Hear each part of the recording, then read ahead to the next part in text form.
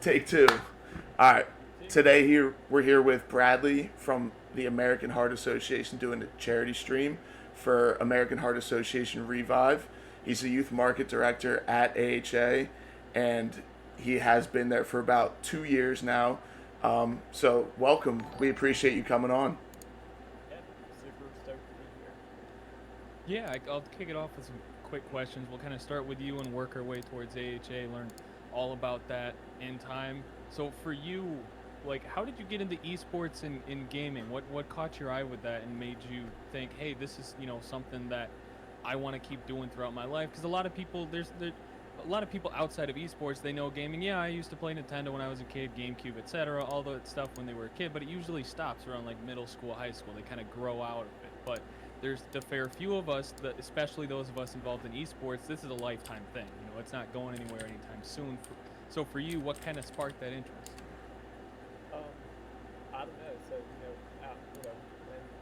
I was little, I wasn't really playing games growing up, but I think it never went away from me because um, of course, in middle school, high school, you're not really encouraged to play this stuff. Yep. You're supposed to grow up and I didn't really give a crap though. I was just like, I'm gonna just do what I want because I enjoy this. So I just kept at it. I didn't really care. And then made other friends that didn't really care either, and we just kind of didn't care together. Yeah, there you go. We just kind of stuck with it. Yeah, I mean, it's fun stuff. It's really fun stuff. It's you know, it's a unique way to really bond with other people, and it's a whole thing on its own scale. Like gaming in general, it's not something that you can easily do with other folks. right.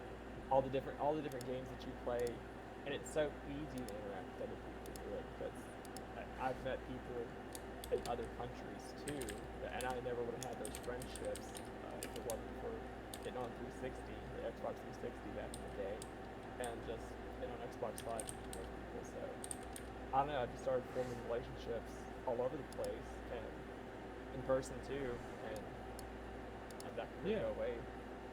What was your favorite game growing up? 'Cause, like for me, I loved Pokemon when I was a kid, and for me it was a bit of stages. I loved Pokemon, Mario Kart, Nintendo stuff. Then I got exposed to Call of Duty and Halo, and Call of Duty for me has been the game I've played for the last 10 years. Is there a game like that for you where it's every year a new one comes out, or I'm still playing it? Like what is that for you?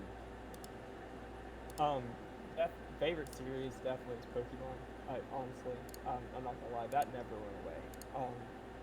I really loved. I was one of those kids that was just obsessed with Charizard. Still Hmm. am. Hmm. I'm pretty basic in that sense. It's everyone's favorite Yeah. spot too. No, No shade. I don't blame you. Yeah, for me, the coolest part about Pokemon is seeing, like, when you're a kid, you're thinking, oh, this is so cool in 2D, but like it would be so much cooler if it was like for me, it was RuneScape as a kid, those MMO type things where it's an open world, you can go wherever you want and explore the Pokemon, and it's not the set storyline with blocked off levels, got to beat this gym or that gym. And seeing Pokemon really move towards that with the newer games on the Switch, where it is open world, or the new one that they're really talking about with really, I guess, doubling down on the open world concept, and it's going to have more of the Zelda theme to it. Like, that's cool. And then I still remember in 2016, Pokemon Go came out. It was crazy to see all these people that like weren't into video games get into Pokemon Go. It was the first time I had gone out because I hadn't been to lands at a time. It was the first time I'd gone out and see other people actually like talking about gaming or doing video game stuff in public.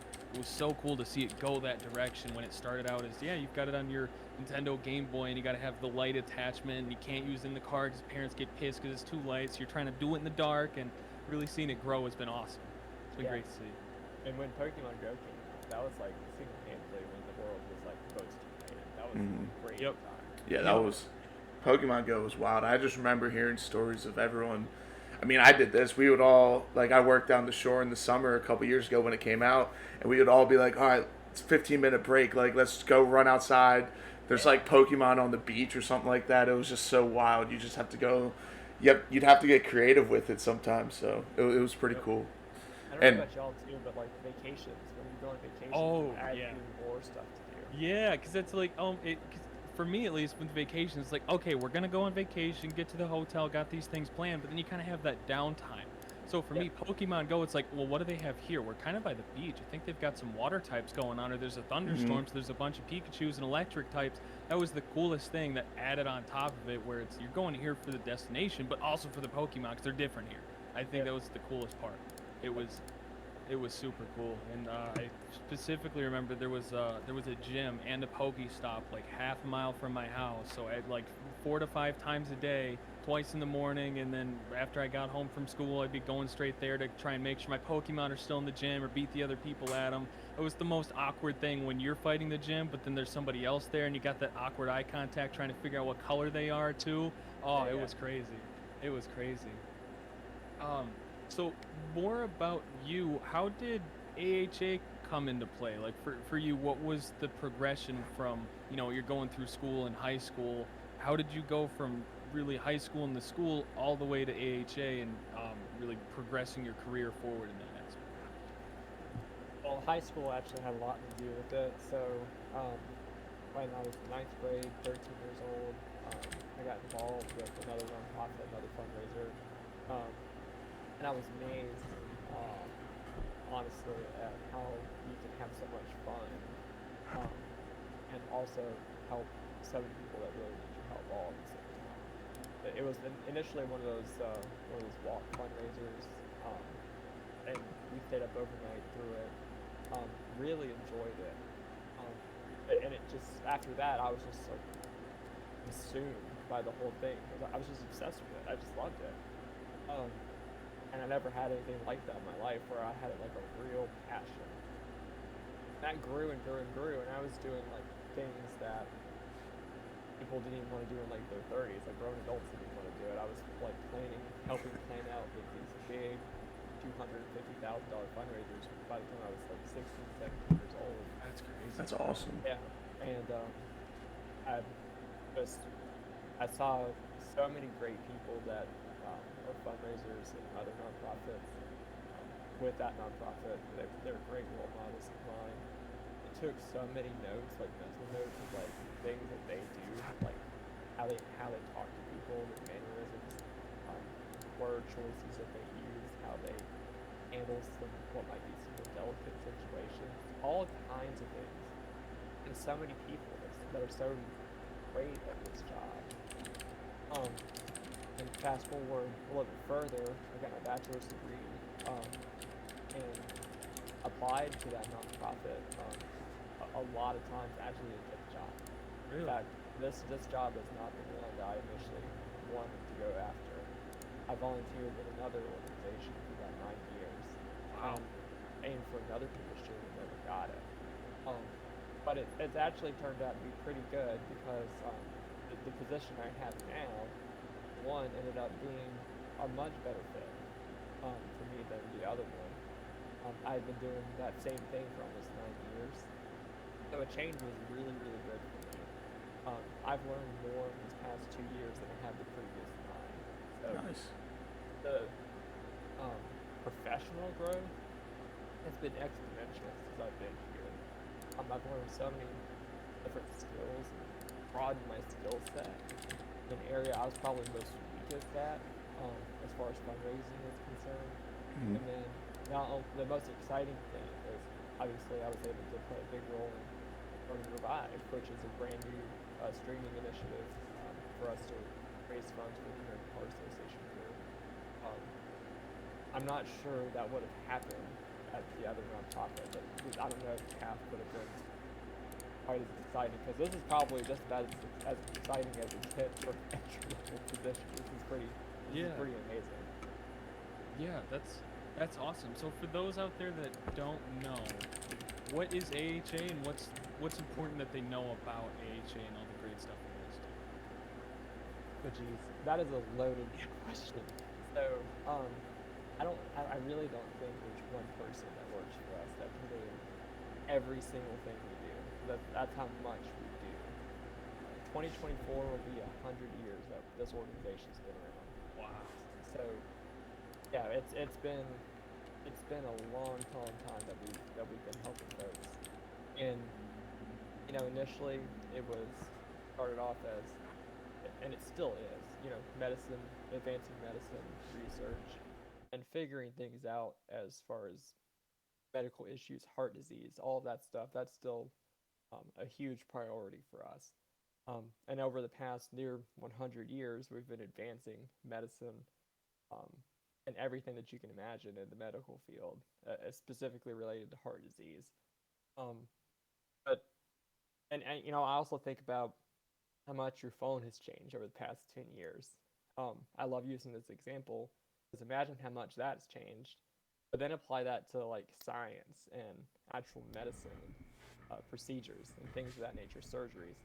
Um, so one example of how stuff has changed over just one lifetime, we were on a leadership team call, and one of the managers was speaking up and telling her story of how her grandfather had to get a pacemaker put in, and it was this huge metal device, and he was usually all the energy in the room. He was that guy that everyone just kind of rallied around, came to, wanted to really talk to him.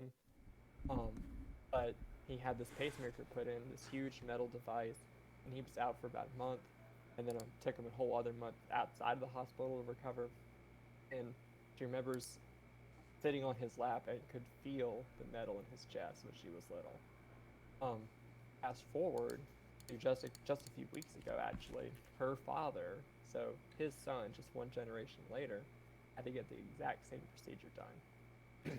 And the pacemaker, she had seen both of the devices. It was like a fourth of the size that the original one was that her grandfather had to have, and um, it took them just a few hours to get the procedure done. He was out the same day and went home and felt completely normal.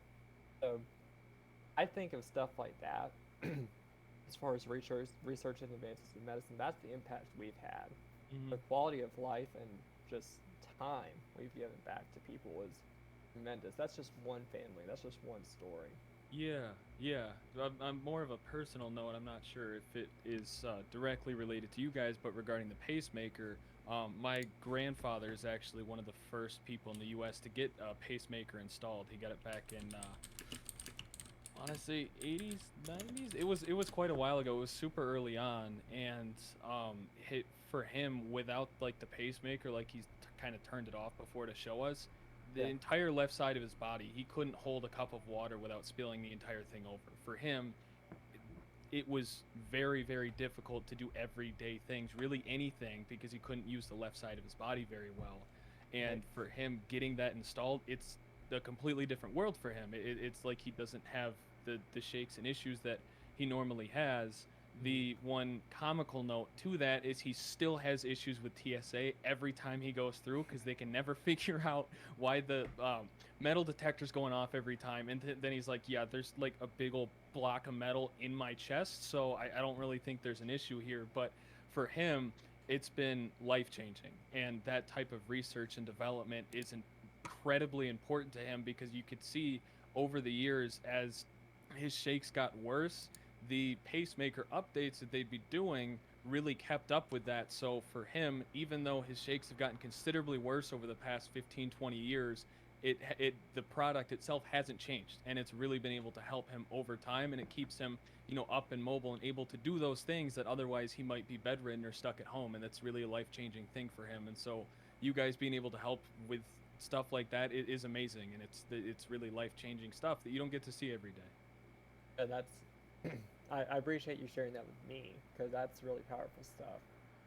I think it more than numbers, more than anything we can throw out, personal stories like that go a much longer way, and really just hearing the changes that we make on people's lives, that's so critical.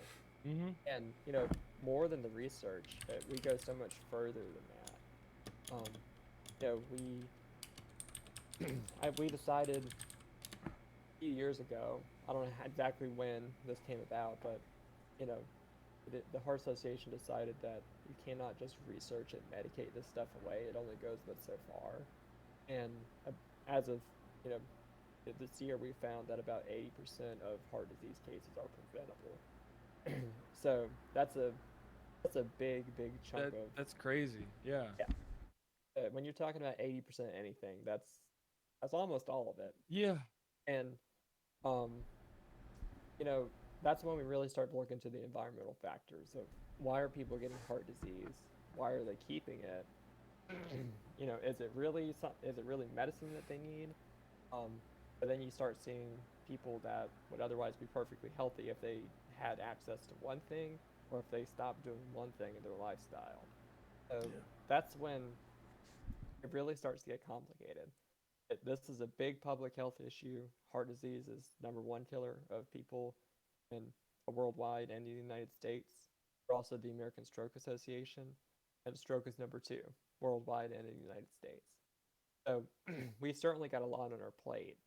Um, and once you once you start tackling any public health issue, I start looking at the whole picture. So we have our advocacy program called You're the Cure, where we work with local, state, and federal legislators to actually make sure that there are no bills that pass through your state houses to make sure that everything is going to actually affect the public health, not harm it, because we know how some things work Yeah. sometimes.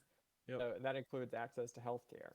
Um, but some things that some people might not think we do is internet access, right? So I know specifically here in North Carolina, something that we helped to get passed, we advocated for with our volunteers was internet access. We got some federal funding funneled to the state, and when COVID first hit, we were very concerned with food insecurity and both with internet access because kids suddenly weren't going to school anymore. They didn't know where they were getting two of their three meals out of the day, and suddenly they had to be remote learners. But many families don't have internet access at home, Yeah. and a lot of it has to do with the fact that so many, especially these rural areas, these internet service providers won't service those areas because there's so few people there. It's not really Mm-hmm. worth their time per se, Yeah. and the infrastructure is literally not even there, so they can't even buy the internet even if they could afford it or even if they wanted to. So that's what part of that funding was for.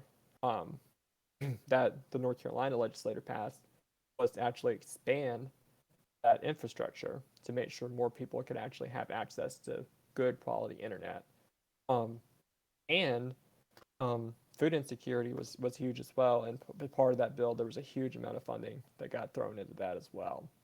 Um, so, I mean, it's largely, there's so many more things that we cover the environment, very local impact solutions, very specific to each zip code, um, the social inequities, how some people are denied access to healthcare when they would otherwise be have full access and would get approved for insurance and things of that nature.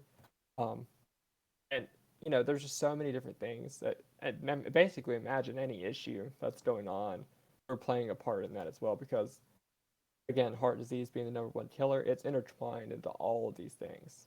It's a very complex, and we have our hands in so many different buckets. Yeah, I think it's something definitely not to be overlooked, but how much you help, the individuals with, the disease, whether it be internet access or, food, healthcare, or just, help with medical. And there's so many things that you guys help with, but I think it's important we also like don't look past how much you affect people's lives that aren't necessarily problematic, for lack of a better word. Not to I don't want to take the spotlight here, but back to, my grandpa, when he got that initial procedure done, it was a studied case because it was very early on and it Yep, wasn't fully tested and fleshed out. And he worked with the University of Michigan to get that done and get that documented to assist others.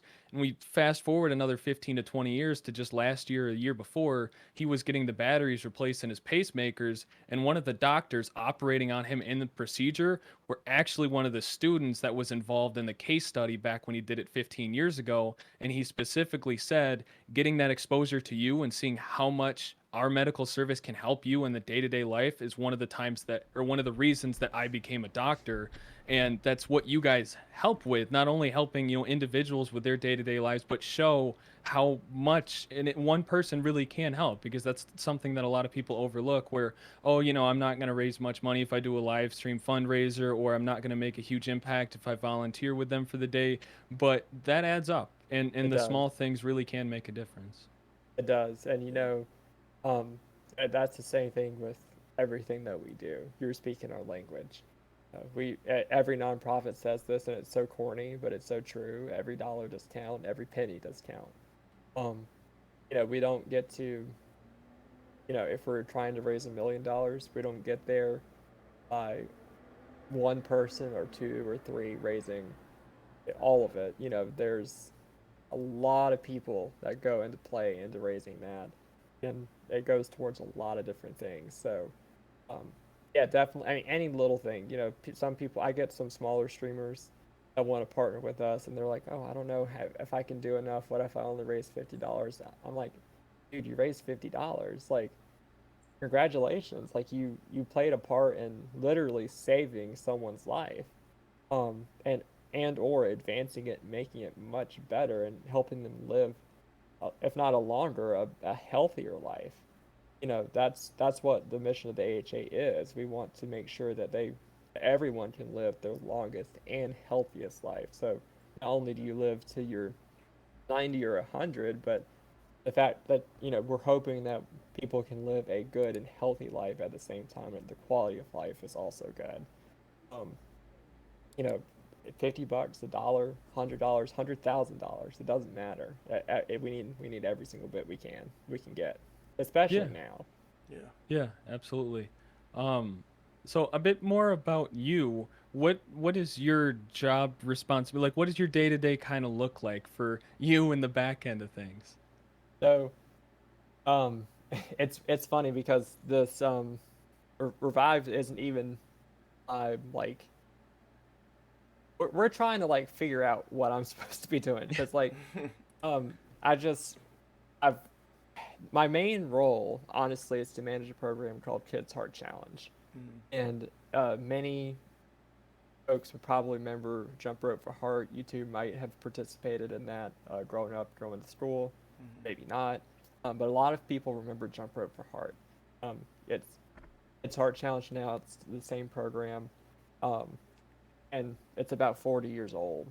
It's one of the biggest school programs in the world, um, and we have so many schools that participate in that. And I'm really, really excited. I love that program. I really do, because it helps advance our mission, but also we give so much back to the schools at the same time. We give them funding for things like PE equipment.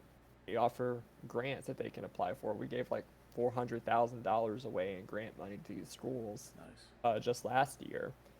Um, Free lesson plans for both physical and social emotional wellness for the kid, because we want them to have their both physical and mental futures possible. That's what my main role is. And then I just kind of rolled up my sleeves and said, other nonprofits have been in this streaming space for a while. There's no excuse for why the Heart Association can't do the same thing.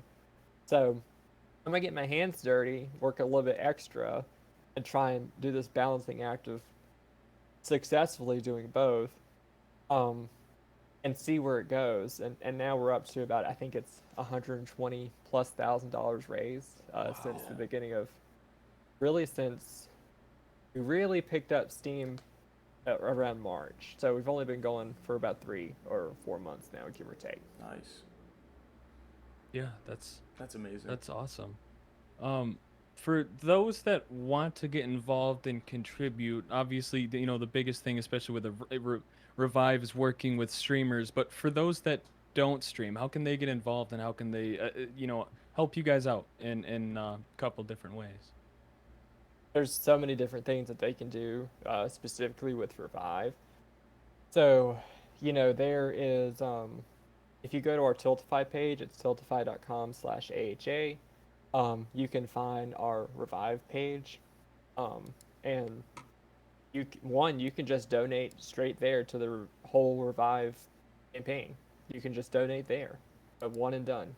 Um, if you want to support a streamer specifically, Tiltify will show you when they're actually going live.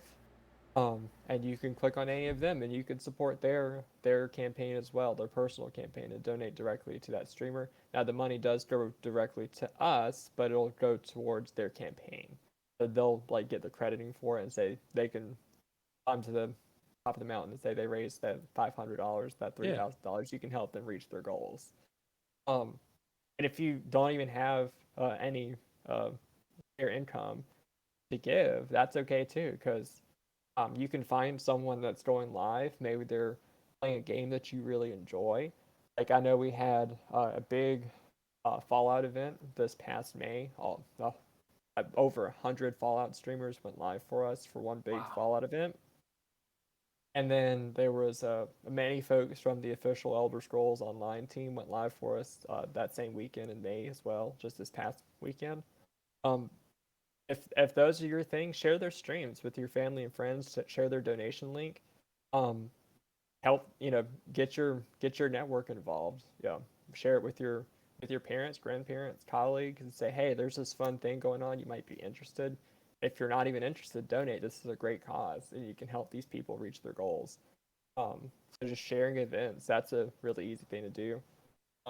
If a streamer that you know is going live for us, that's something else that you can do. Maybe you see a post that they're going live for Revive in like a week, retweet it, like it. Even something as simple as just spreading the word um, goes a really, really long way because they need all the support they can get to get people into their streams. There's so many different ways you can help. That's just a couple off the top of my head, but I mean, everyone can definitely play their own part in making each stream just a little bit bigger, adding on $1, $2 to anyone's personal campaign to raise money for us. It really goes a long way, and they so appreciate any donation they get, especially the smaller streamers. Um, I really admire the newer streamers that are just getting started. They might have anywhere from 2 to 15 people tuning in, that they're still trying their best, especially dropping in, just saying hi, um, and dropping in a dollar, $2, $10. That means the world to them. It really does. Yeah, yeah, absolutely. I've done I like finding smaller streamers because there's quite the difference between the large streamers that are making boatloads of money and it becomes more about monetizing the audience and creating a product that you can sell ads on and stuff like that. But when you Yes. go to the smaller streamers that are still doing this for fun, they're doing it because it's a great hobby. For them it'd be great if it was a full-time career. But when you go to those guys that have 5, 10, sometimes even 20 viewers, they're playing because they love the game, and you get that authentic joy from them where one sub means the world to them. Where you go to some of these bigger guys with 40,000 viewers, they don't even read the subs. But these guys, they'll respond to every chat message. They'll thank every follower. They'll go crazy over one sub because their goal is 10 to 15 subs for, the month or something like that. So for these guys, when they're making the effort going out of their way, yes, they have a smaller stream, but they're still trying to promote a great cause and working with those guys to help meet their goal and get them, the contributing towards the effort that they're making. It means a lot to them, and they're very thankful for it. And so that's definitely something that I've tried to do. While I don't watch a ton of live streams, I've still got a lot of guys that I follow that are really still on the come up. They're on the lower end, they don't have a ton of viewers, but chatting with them is sometimes the greatest thing. And that's It really is. awesome to see you guys get involved all the way across the board, because especially when it comes to bigger brand sponsorships, partnerships, they really look for the 10,000 plus viewership or something on that end. But for you guys really getting involved with the grassroots community of streaming and gaming and working with them is awesome to see. Yeah, I mean, again, it can't be understated. Every dollar counts. Um, and what we really want to do, if some of the bigger folks will jump on board, sure. Honestly, that would be phenomenal. It would be great. But we want to build almost like a grassroots army of folks. We want to work with as many streamers as possible. It doesn't matter if you've got 10 followers, 10,000 followers, right? Because again, it just all adds up over time. It's so important that we start building that army of volunteers now, because we want to make this one of the biggest streaming programs with a nonprofit ever. And the more folks we get on board, the more resources we're going to have in return to offer y'all to make this even more fun. So every single person counts. Yeah, no, that's awesome. That's great to hear.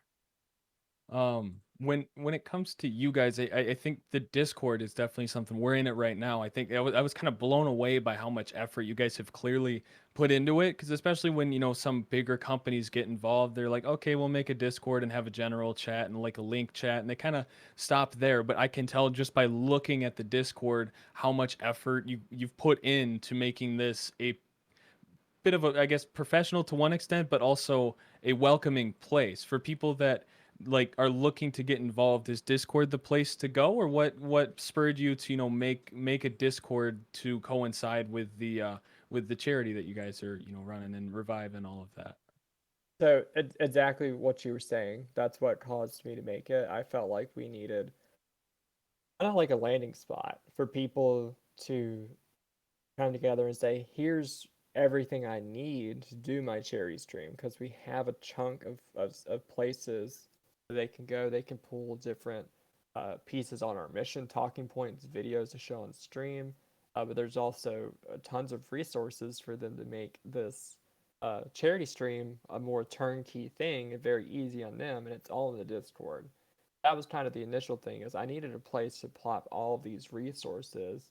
Um, and then also what ended up happening is I wanted everyone to just kind of love the work that everyone is doing. So, I've had some folks that have raised $200, and I've had some folks that have raised.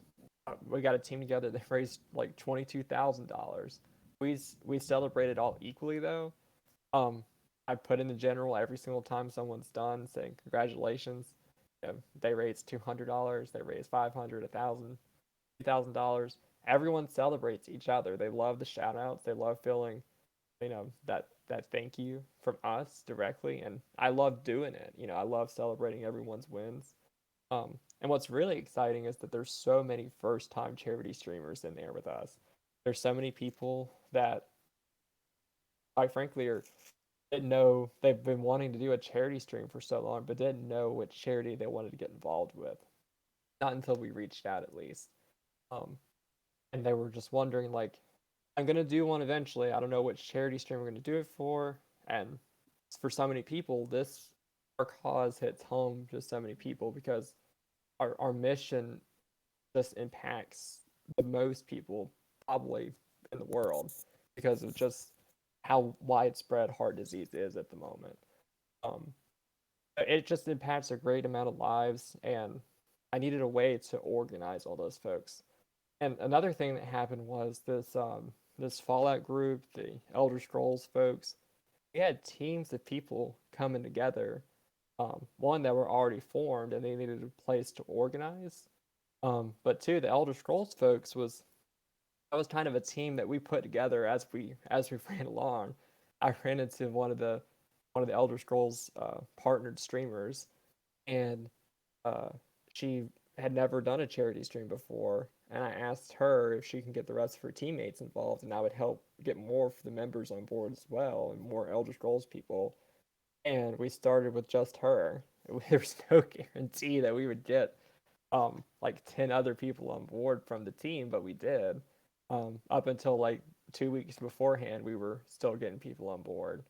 Um, so we've got these private sections where those teams can privately chat, and organize and put the event together, and then go public when they're done.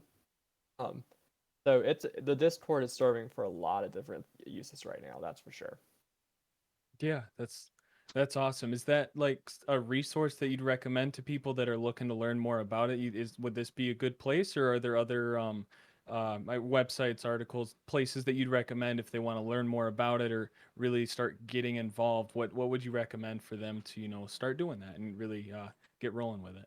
I think the Discord's a great place, because um, we I wish we did. We don't have a Revive page under heart.org just yet.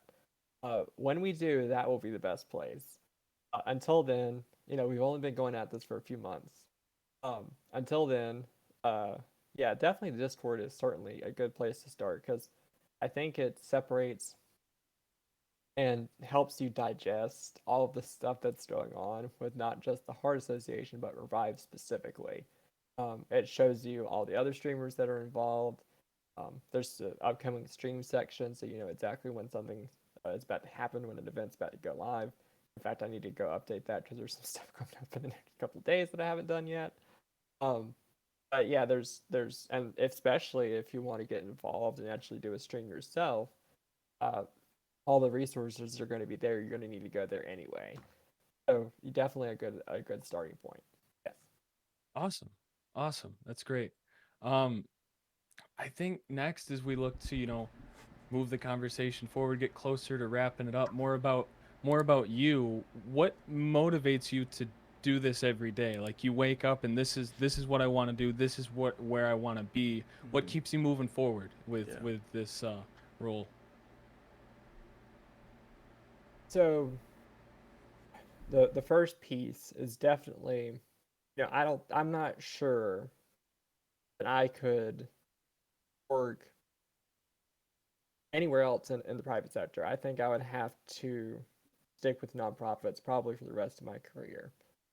I don't like the idea of like big business and like how slimy it feels sometimes, and I wouldn't like the idea of my whole career going towards I don't know some like big CEOs pay where they're making like 270 times more than me, etc.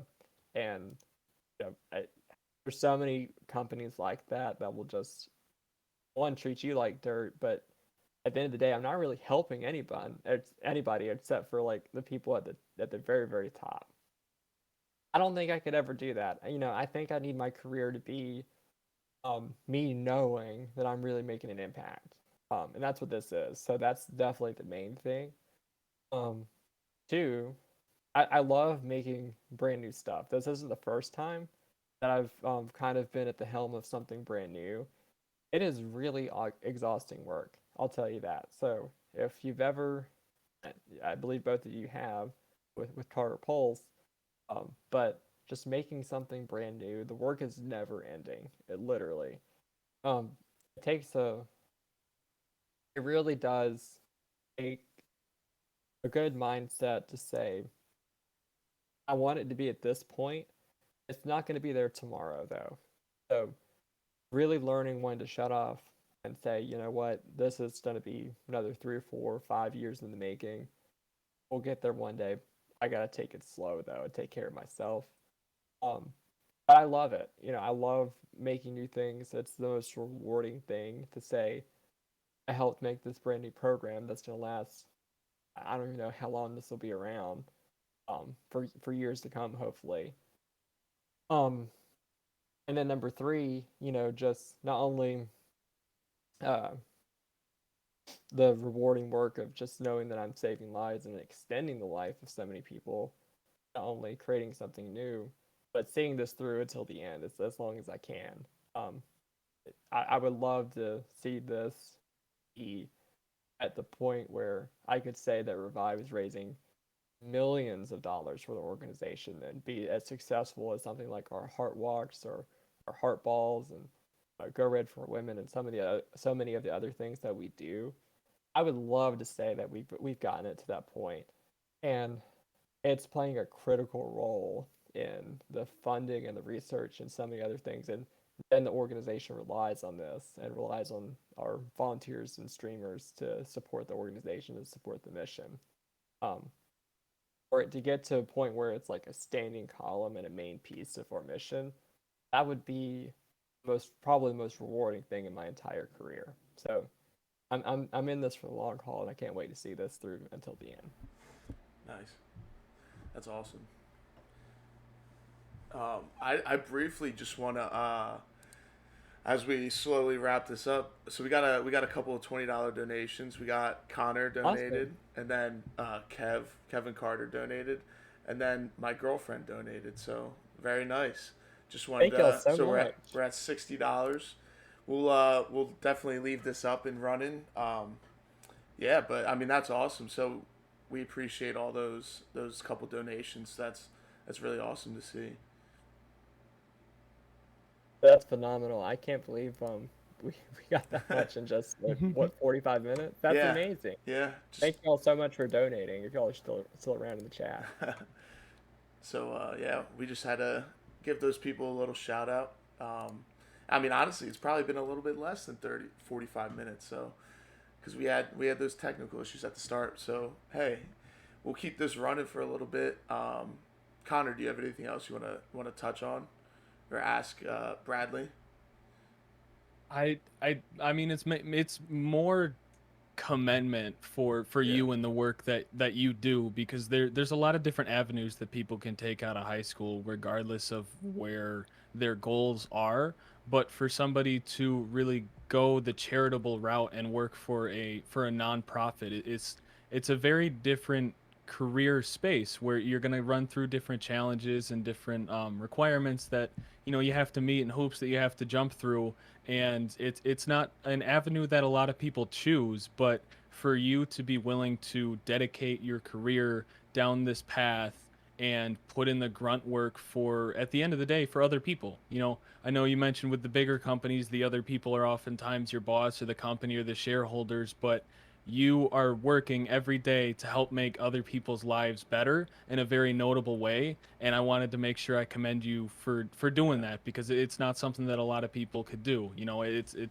It's something that takes a lot of courage and time and expertise to do. And I wanted to make sure I commend you for that, because it's not something that you see every day and not something that everybody does. So I wanted to make sure to thank you for all the great work that you've done. I'm not sure if AHA worked directly with my grandpa, but I'm sure they've helped in some sort of capacity, and that means the world to me. And for a lot of people out there, I know it's the exact same. So I wanted to make sure I commend you for that. Well, that's very nice. I don't know if I deserve all that because at the end of the day, it's for selfish reasons too. I do greatly enjoy this, and they do take very good care of their staff. The HA does. So this is a very good place to work. And if anyone has ever thought about a nonprofit career, I wouldn't do anything else different. They take care of you. It's a good place to work, and um, it's just a good job in general. Not only because you're helping people, but they do take extraordinary care of their staff. Um, so yeah, I would recommend it to everyone. I don't like I said, I don't know if I deserve all the stuff that you just said, but I certainly very much appreciate it, and I know other people have been greatly impacted as well. So yeah. No, that's awesome. That was well said, Connor. Honestly, I mean, you may not think it, but just by you even wanting to go that route and do all this, it's just it's awesome to see. And hey, I mean, I don't want to say that you're doing a lot more than the average person. I'll say that. So that's just awesome to see. You might not want to give yourself that credit, but I'll give you that credit. So yeah. So Awesome.